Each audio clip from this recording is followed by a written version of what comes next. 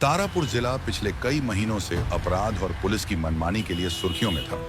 वहां के पुलिस महकमे में ऊपर से नीचे तक भ्रष्टाचार की दीमक लगी हुई थी। मुख्यमंत्री को लगातार शिकायतें मिल रही थीं कि वहां की पुलिस आम जनता को न्याय देने के बजाय खुद ही गुंडागर्दी पर उतर आई है। इसी समस्या के समाधान के लिए प्रदेश की सबसे तेज तर्रार और ईमानदार आईएएस अधिकारी डीएम अदिति शर्मा को तैनात किया गया था। उनकी उम्र 30 थी। आज मुख्यमंत्री ने जिले की कानून व्यवस्था पर एक आपातकालीन और बेहद गोपनीय बैठक बुलाई थी। अदिति ने तय किया कि वह बिना सरकारी काफिले और नीली बत्ती की गाड़ियों के बगैर एक आम नागरिक की तरह बैठक में जाएंगी, ताकि वह रास्ते में तारापुर पुलिस की असली कार्य प्रणाली को खुद अनुभव कर सकें। अदिति ने एक बहुत ही साधारण गुलाबी रंग की सलवार कमीज पहनी हुई थी। पैरों में चप्पल और सीट पर एक झोला रखी हुई थी।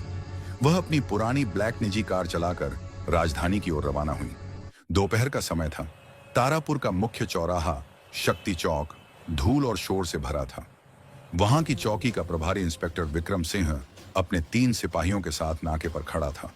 विक्रम सिंह केवल एक इंस्पेक्टर नहीं था, बल्कि तारापुर का अघोषित राजा था।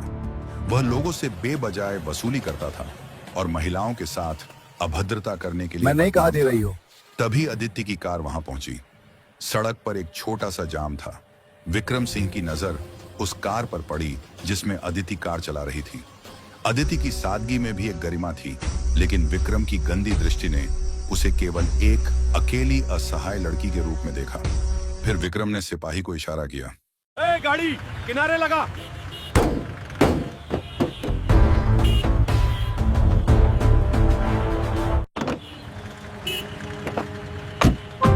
क्या बात है सर, हमने तो कोई नियम नहीं तोड़ा।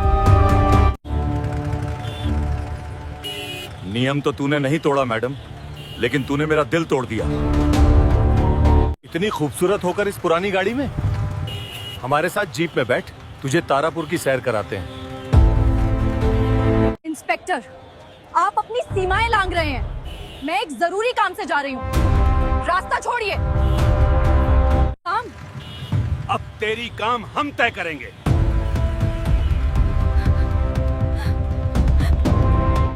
मुझसे दूर रहो। तुम्हारी हिम्मत कैसे हुई एक महिला से इस तरह बात करने की?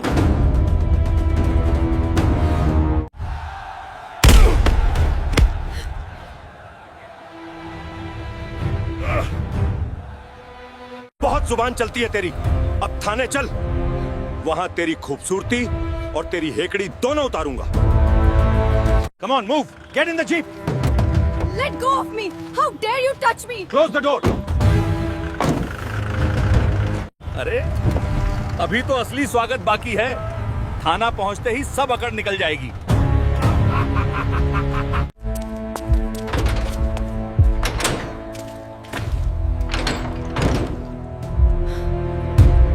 Let's see what you are hiding in this bag.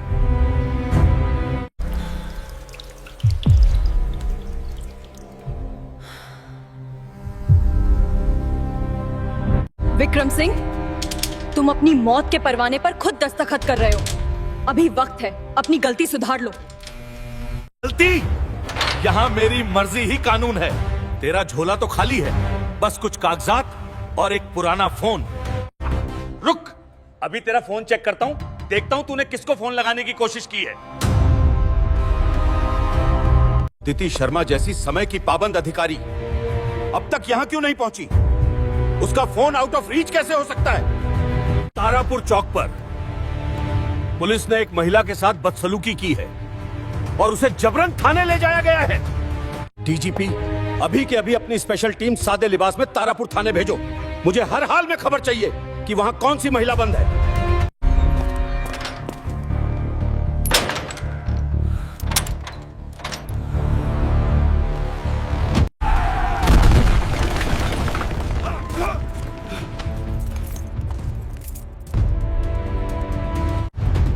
कौन है बे तुम लोग? किसकी शामत आई है?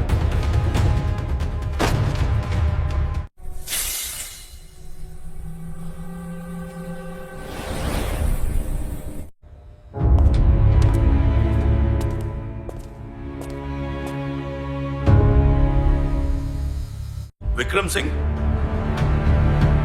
तुमने पूछा था ना कि मेरी हेकड़ी कौन उतारेगा।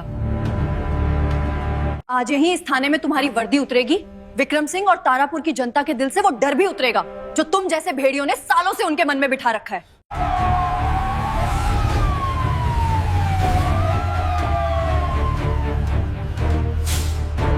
What happened here? Who is responsible for this injury? GP साहब, क्या यही आपकी कानून व्यवस्था है? जहां एक महिला अधिकारी सुरक्षित नहीं है, वहां आम जनता का क्या हाल होता होगा? मुझे इस थाने के एक एक पुलिसकर्मी का रिकॉर्ड चाहिए। आज न्याय ऐसा होगा जिसे आने वाली पीढ़ियां याद रखेंगी।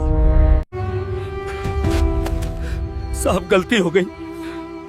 मुझे नहीं पता था कि ये मैडम डीएम है। विक्रम, तुमने डीएम को थप्पड़ नहीं मारा, तुमने एक निहत्थी महिला पर हाथ उठाया है। अगर मैं डीएम नहीं होती तो क्या तुम आज उसे जिंदा छोड़ते? विक्रम सिंह, तुम्हारा अपराध डीएम को मारना नहीं है, वर्दी की आड़ में हैवानियत करना। तुम वर्दी पहनने के लायक नहीं हो। अभी इसी वक्त विक्रम सिंह और इसके तीनों साथियों को गिरफ्तार किया जाए। इन पर अपहरण, छेड़खानी, ड्यूटी पर मौजूद अधिकारी पर हमला करने के अलावा भ्रष्टाचार की उन सभी फाइलों के तहत केस दर्ज होगा जो मैंने पिछले एक हफ्ते में खुद तैयार की है।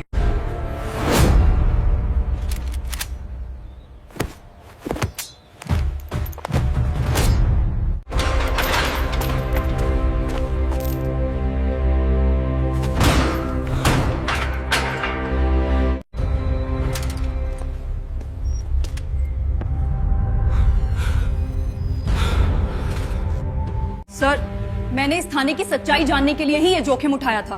मेरे पास सिर्फ थप्पड़ का निशान नहीं है, बल्कि इन लोगों के असली चेहरे का प्रमाण भी है। You have no idea who I am. I will ruin your careers.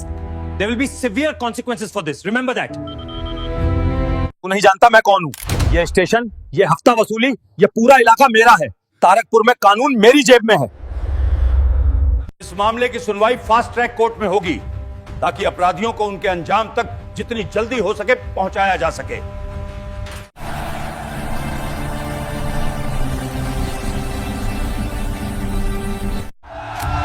डरना छोड़ दीजिए। कानून आपकी रक्षा के लिए है, डराने के लिए नहीं। फिर 1 घंटे बाद तारापुर की फास्ट ट्रैक अदालत खचाखच भरी हुई थी। बाहर हजारों की भीड़ अदिति शर्मा को न्याय दो और भ्रष्ट पुलिस कर्मियों को फांसी दो के नारे लगा रही थी। अदालत के भीतर का माहौल बेहद तनावपूर्ण था। कटघरे में खड़ा विक्रम सिंह और उसके 3 साथी अब उस शेर की तरह नहीं लग रहे थे जो सड़क पर दहाड़ते थे। उनकी वर्दी उतर चुकी थी और वे साधारण कैदियों के कपड़ों में सिर झुकाए खड़े थे। सरकारी वकील ने बहस शुरू की। महामहिम, यह केस सिर्फ एक महिला अधिकारी पर हमले का नहीं है। यह उस वर्दी के साथ गद्दारी का है जिसे पहनकर इन लोगों ने रक्षक के बजाय भक्षक का रूप धारण किया है। इनके पास से मिले डिजिटल सबूत और गवाह ये साबित करते हैं कि इन्होंने न केवल डीएम अदिति शर्मा के साथ बदसलूकी की, बल्कि पिछले कई वर्षों से तारापुर की जनता का खून चूसा है। जब अदिति शर्मा गवाह के तौर पर कटघरे में आई तो पूरे कोर्ट रूम में एक अजीब सा सम्मान और सन्नाटा छा गया। उनके चेहरे पर अब भी थप्पड़ का वह निशान हल्का सा दिखाई दे रहा था जो उनके अटूट साहस का गवाह था। फिर विक्रम सिंह के वकील ने उन्हें नीचा दिखाने की कोशिश की। मैडम, आप बिना किसी सूचना के सादे कपड़ों में वहां क्या कर रही थीं? क्या यह सिर्फ एक नाटक नहीं था? तभी अदिति ने बहुत ही शांत लेकिन दृढ़ स्वर में जवाब दिया, एक अधिकारी का कर्तव्य केवल फाइलों तक सीमित नहीं होता। अगर मैं सादे कपड़ों में एक आम नागरिक बनकर बाहर नहीं निकलती तो क्या आज यह अदालत इस सच को देख पाती कि तारापुर की सड़कों पर कानून का नहीं बल्कि हैवानियत का राज चल रहा था। मेरा वहां होना कोई नाटक नहीं बल्कि एक रियलिटी चेक था।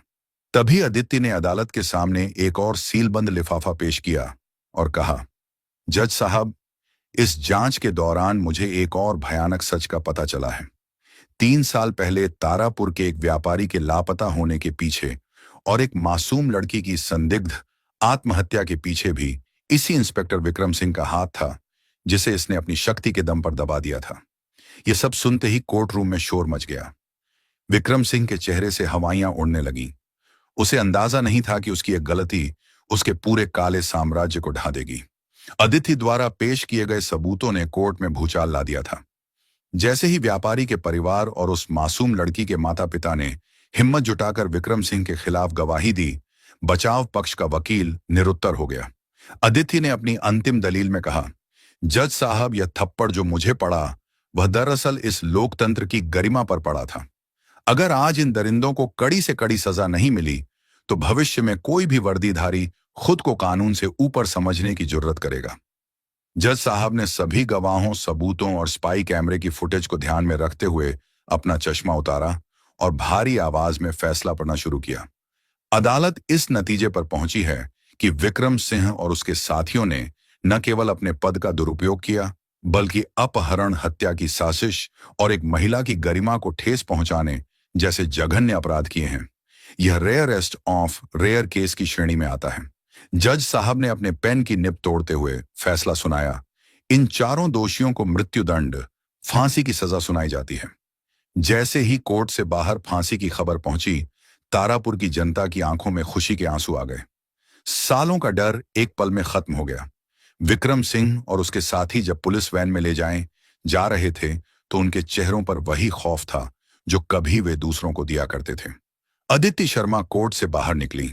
मुख्यमंत्री ने आगे बढ़कर उनके साहस की सराहना की। फिर अदिति ने बस इतना ही कहा, आज मेरा चेहरा नहीं बल्कि न्याय मुस्कुरा रहा है। तो दोस्तों, इस कहानी के माध्यम से हमने देखा कि कैसे साहस और ईमानदारी के आगे अहंकार को घुटने टेकने पड़ते हैं। शक्ति का सदुपयोग सेवा के लिए होना चाहिए, शोषण के लिए नहीं। दोस्तों, कहानी अच्छी लगी है तो वीडियो को लाइक कीजिए और चैनल को सब्सक्राइब कर लीजिए। धन्यवाद।